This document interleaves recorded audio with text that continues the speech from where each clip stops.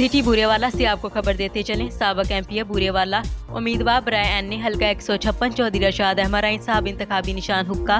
साबक chairman बल्दिया बूरेवाला उम्मीदवार बराए MP PP 231 Chaudhary Mohammad आशिक राइन साहब इंतखाबी निशान हुक्का। चौधरी रशाद अहमद राइन और चौधरी मोहम्मद आशिक राइन साहब अपने सैकड़ों दोस्तों के हमरा चौधरी रशाद अहमद राइन साहब के पब्लिक सेक्रेटेरिएट से काफिला लेकर बाबा हाजी शेर दीवान साहब की तरफ रवाना हुए तो रास्तों में अहले हल्का और दोस्तों ने उनका पुरतपारक इस्तकबाल किया और फूलों की पत्तियां निशावर की और उनके गलों में फूलों के हार पहनाए और नारेबाजी की और फिर अपने काफिले के हमरा बाबा हाजी शेर दीवान साहब पहुंचे और उनके मज़ार पर हाजिरी दी और चादर चढ़ाई और दुआए खैर की। आइए नाज़रीन, रास्तों के ये तमाम खूबसूरत मनाज़र आपको दिखाते हैं, देखिए इस रिपोर्ट में जी।